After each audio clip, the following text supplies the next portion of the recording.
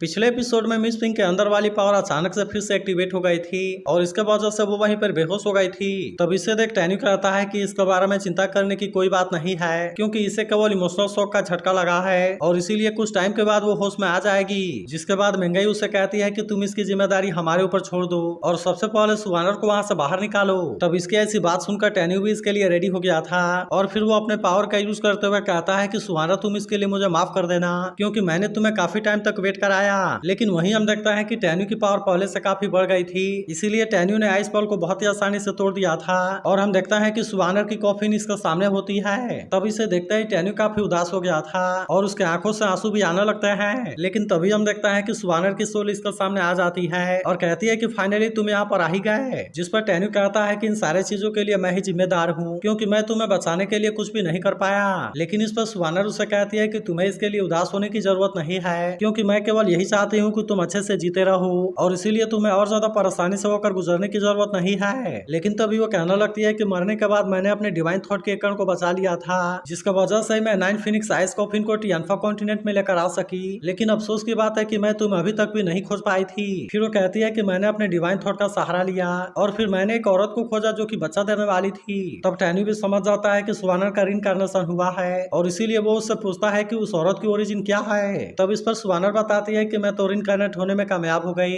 लेकिन असल में डिवाइन थॉट के मैजिकल पावर ने मेरे मेमोरी को सील कर दिया और इसीलिए जब मैं पूरी तरह से बेहोश होने वाली थी तब मैंने केवल यही सुना कि वो सुबिंग का नाम ले रही थी। लेकिन तभी हम देखता है कि सुवानर इसके सामने से गायब हो जाती है और इसीलिए टैन्यू इस बात से काफी परेशान हो गया था। तभी महंगाई कहने लगती है कि सुवानर अगर चली गई तो क्या हुआ, लेकिन फिर भी उसकी रिइंकार्नेशन तो यहीं पर है और इसीलिए अगर इसकी मेमोरी सील है तो क्या हुआ, लेकिन फिर भी कुछ टाइम के बाद वो तुम्हें याद जरूर कर लेगी। इसके बाद हम देखता है कि वे सभी यहाँ से बाहर जाने के लिए रेडी हो गए होते हैं और कहते हैं कि हम तुम्हारे बाहर आने का वेट करेंगे। तभी टैन्यू कहता है कि इसमें हैरानी की कोई बात नहीं है कि तुम्हारा डांस और सॉन्ग बिल्कुल सुवानर के जैसे है और इसीलिए ऐसा लगता है कि तुम्हारे अंदर जो पावर छुपी हुई है और ऐसा लगता है कि असल में 9 फिनिक्स आर्मी ऑफिसर जू यान है, जो कि वैसे तो तुम्हारे लिए इफेक्टिव नहीं है और यही तुम्हारे अंदर प्रॉब्लम को क्रिएट कर रहा है। फिर हम देखता है कि टैन्यू तुरंत इसके अंदर आ गया था, जहाँ वो कहता है मुझे पता है कि तुम अपने मास्टर को बचा रहे हो, लेकिन ये चीज असल में अब सुबिंग की मेमोरी हो गई है और अब इसीलिए तुम्हें इसे वापस कर देना चाहिए। अब इतनी बात करने के बाद हम देखता है कि टैन्यू अपना पावर का यूज करता है और इस तरह से इसने इसका पावर को अनब्लॉक कर दिया था। वहीं अब हम देखता है कि सुवानर की सोल बाहर आ गई थी, जो कहती है कि तुम सामने आ जाओ, क्योंकि मुझे पता है कि तुम यहीं पर हो।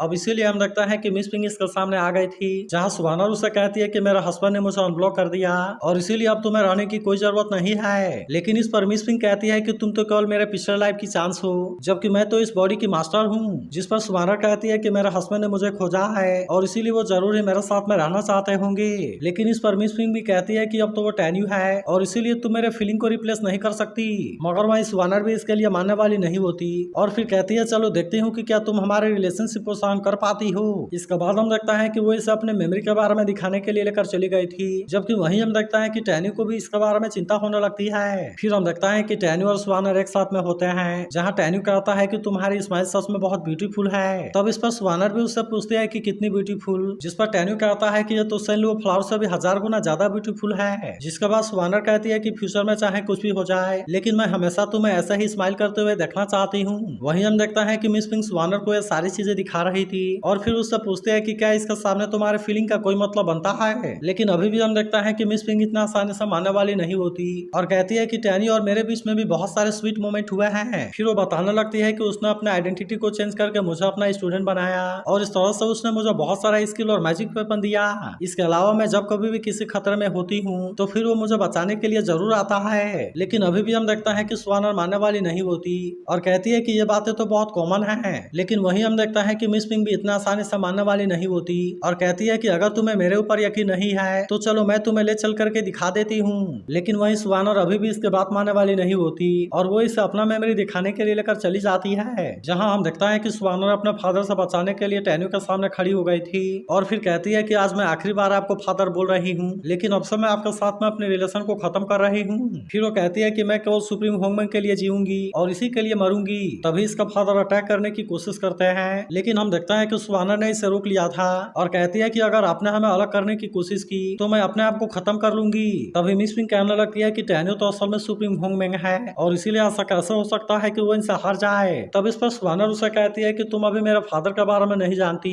फिर वो बताती है कि तीनों डिवाइन ड्रीम से आगे एक वर्ल्ड है और इसीलिए मेरे father Feng Tian ancestral world के सुप्रीम गॉड हैं। तब इसके बारे में जानकर मिस पिंग इस बात से पूरी तरह हैरान हो गई थी और कहती है कि इसके लाइफ और डेथ के सामने तो मैं कुछ भी नहीं हूँ। अब इसीलिए हम लगता है कि वो इस बात से काफी उदास हो गई थी और कहती है कि मैं सच में इसके सामने कुछ भी नहीं हूँ। तब इस वानर उसे कहती है कि तुमने जो डांस और सॉन्ग सीखा है वो भी असल में मेरा ही है। इसीलिए वो कहती है कि अब तो मैं यहाँ पर आ गई हूँ और इसीलिए मैं तुमसे जानना चाहती हूँ कि क्या यहाँ पर रहने के लिए तुम्हारे पास में और कोई रीजन है। लेकिन वहीं हम देखता है कि मिस पिंग इस बात से काफी उदास हो गई थी और कहती है कि मैं तो सच में तुम्हारी रिप्लेसमेंट हूँ और इसीलिए मेरे पास में कोई रीजन नहीं है कि मैं यहाँ पर रहूँ। अब इसीलिए हम देखता है कि वो बहुत उदास होकर यहाँ से जाने के लिए रेडी होती है और फिर कहने लगती है मुझे समझ में नहीं आता कि मैं इसके बारे में क्या करूँ, लेकिन अगर इसके बाद कभी इंडिपेंडेंट सोल बनने का चांस मिला तो फिर मैं तुम्हारे साथ में जरूर रहना चाहूंगी। लेकिन वहीं हम देखता है कि टैन्यू भी इस बात से काफी परेशान हो गया था क्योंकि अगर ये स्टोन सी एक बार कोलैप्स हो गया तो फिर स्वानर की मेमोरी तुरंत यहाँ से गायब हो जाएगी और इसके अलावा वहीं मिस पिंग भी कभी होश में नहीं आ पाएगी।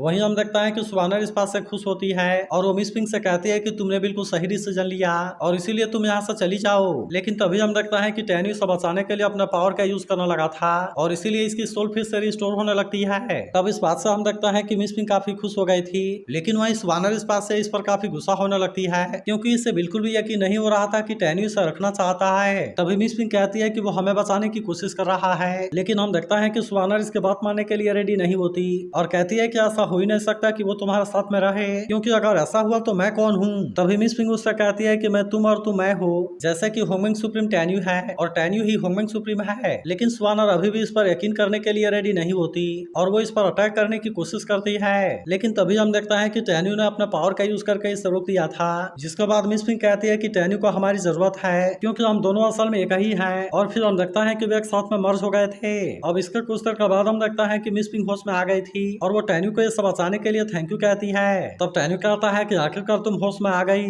लेकिन मिस पिंग अब कहने लगती है कि फ्यूचर में चाहे कुछ भी हो जाए लेकिन अब मैं हमेशा तुम्हारे साथ में रहना चाहती हूँ और चलो हम एक साथ मिलकर डिवाइन ड्रीम से फाइट करेंगे।